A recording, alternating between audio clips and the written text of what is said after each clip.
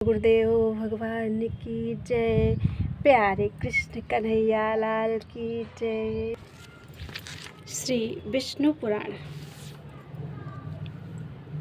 द्वितीय अंश चल रहा है। 6 अध्याय पूरे हो चुके हैं। आज 7वां अध्याय भूर्भुवः आदि 7 ऊर्ध्वलोकों का वृत्तांत।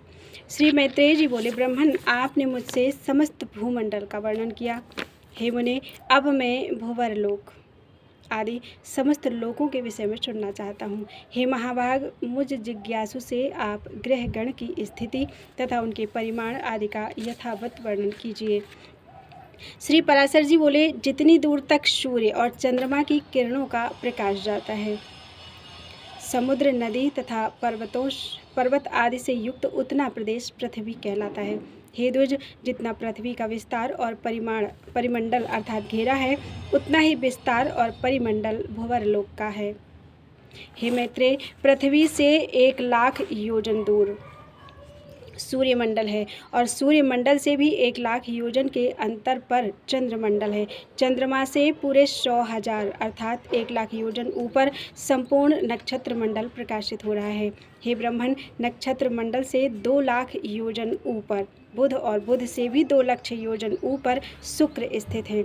शुक्र से इतनी ही दूरी पर मंगल हैं और मंगल से भी 2,00,000 योजन ऊपर बृहस्पति जी हैं।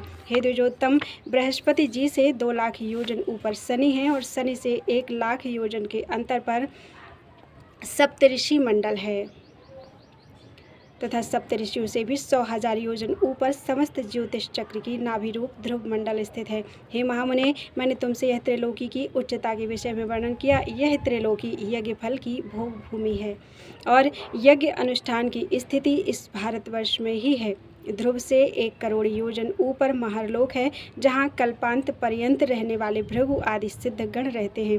हे मैत्रेय, उससे भी 2 करोड़ योजन ऊपर जनलोक है, जिसमें ब्रह्मा जी के प्रख्यात पुत्र निर्मल चित्त सनकादि रहते हैं।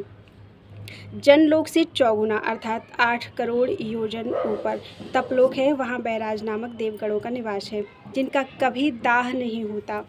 तपलोक से 6 गुना अर्थात 12 करोड़ योजन के अंतर पर सत्यलोक सुशोभित है, जो ब्रह्मलोक भी कहलाता है और जिसमें फिर ना मरने वाले अमरगण निवास करते हैं। और जो भी पार्थिव वस्तु चरण संचार के योग्य है, वह भूलोक ही है। उसका विस्तार मैं कह चुका। मैं, हे मुनिश्रेष्ठ, उसका पृथ्वी और सूर्य के मध्य में जो सिद्धगण और मुनिगण सेवित स्थान है, वही दूसरा भूवरलोक है। सूर्य और ध्रुव के बीच में जो 14,00,000 योजन का अंतर है, उसी को लोक स्थिति का विचार करने वालों ने स्वरलोक कहा है। हे मैत्रेय, ये भूः भुवः स्वः कृतक त्रैलोक्य कहलाते हैं और जन, तप तथा सत्य ये 3 अकृतक लोक हैं। इन कृतक तथा अकृतक त्रैलोकियों के मध्य में महरलोक कहा जाता है, जो कल्पांत में केवल जन शून्य हो जाता है, अत्यंत नष्ट नहीं होता, इसलिए यह कृत कहलाता है। हे मैत्रेय, इस प्रकार मैंने तुमसे ये 7 लोक और 7 ही पाताल कहे। इस ब्रह्मांड का बस इतना ही विस्तार है। यह ब्रह्मांड कपित्थ अर्थात कैथ के बीज के समान ऊपर नीचे सब ओर अंडकटाह से घिरा हुआ है। हे मैत्रेय, यह अंड अपने से 10 गुणे जल से आवृत है और वह जल का संपूर्ण आवरण अग्नि से घिरा हुआ है। अग्नि वायु से और वायु आकाश से परिवेष्टित है तथा आकाश भूतों के कारण तामस अहंकार और अहंकार महत्तत्व से घिरा हुआ है। हे मैत्रेय, ये 7 उत्तरोत्तर एक दूसरे से 10 गुणे हैं।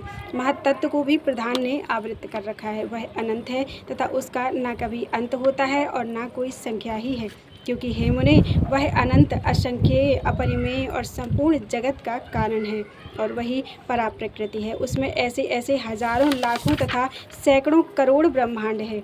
जिस प्रकार काष्ठ में अग्नि और तिल में तेल रहता है, उसी प्रकार स्वप्रकाश चेतनात्मा व्यापक पुरुष प्रधान में स्थित है। प्रधान और हे महाबुद्धे, ये संश्रयशील अर्थात आपस में मिले हुए प्रधान और पुरुष भी समस्त भूतों की स्वरूप भूता विष्णु शक्ति से आवृत है। हे महामते, वह विष्णु शक्ति ही प्रलय के समय उनके पार्थक्य और स्थिति के समय उनके सम्मिलन की हेतु है तथा सर्गारंभ के समय वही उनके क्षोभ की कारण है। जिस प्रकार जल के संसर्ग से वायु सैकड़ों जलकणों को धारण करता है, उसी प्रकार भगवान विष्णु की शक्ति भी प्रधान पुरुषमय जगत को धारण करती है।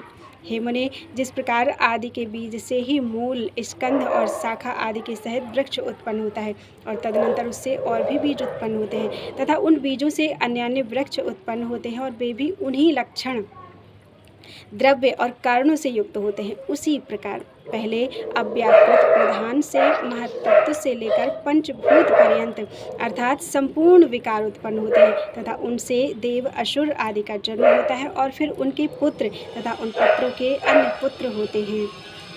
अपने बीज से अन्य वृक्ष के उत्पन्न होने से जिस प्रकार पूर्व वृक्ष की कोई क्षति नहीं होती, उसी प्रकार अन्य प्राणियों के उत्पन्न होने से उनके जन्मदाता प्राणियों का ह्रास नहीं होता।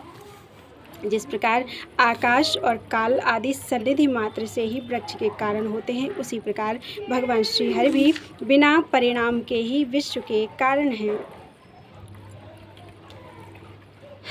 हे मुनिषत्तम, जिस प्रकार धान के बीज में मूल, नाल, पत्ते, अंकुर, तना, कोश, पुष्प, क्षीर, तंडुल, तुष और कण सभी रहते हैं तथा अंकुरोत्पत्ति की हेतुभूति भूमि एवं जल आदि सामग्री के प्राप्त होने पर वे प्रकट हो जाते हैं, उसी प्रकार अपने अनेक पूर्व कर्मों में स्थित देवता आदि विष्णु शक्ति का आश्रय पाने पर आविर्भूत हो जाते हैं, जिससे यह संपूर्ण जगत उत्पन्न हुआ है जो स्वयं जगत रूप से स्थित है, जिसमें स्थित है तथा जिसमें यह लीन हो जाएगा, वह परब्रह्म ही विष्णु भगवान है। वह ब्रह्म ही उन विष्णु का परम धाम अर्थात पर स्वरूप है। वह पद सत और असत दोनों से विलक्षण है तथा उससे अभिन्न हुआ ही यह संपूर्ण चराचर जगत उनसे उत्पन्न हुआ है। वही अव्यक्त मूल प्रकृति हैं, वही व्यक्त स्वरूप संसार हैं, उसी में यह संपूर्ण जगत लीन होता है तथा उन्हीं के आश्रय स्थित है। यज्ञ आदि क्रियाओं का कर्ता वही है, यज्ञ रूप से उन्हीं का यजन किया जाता है और उन यज्ञादि का फल स्वरूप भी वही है तथा यज्ञ के साधन रूप जो श्रवा आदि हैं, वे भी सब हरि के अतिरिक्त और कुछ भी नहीं है। ईशावास्यम इदं सर्वं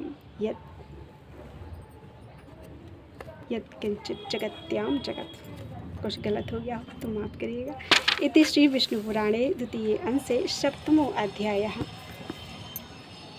बोलो वृंदावन बिहारी लाल की जय। जित देखूं तित श्याम,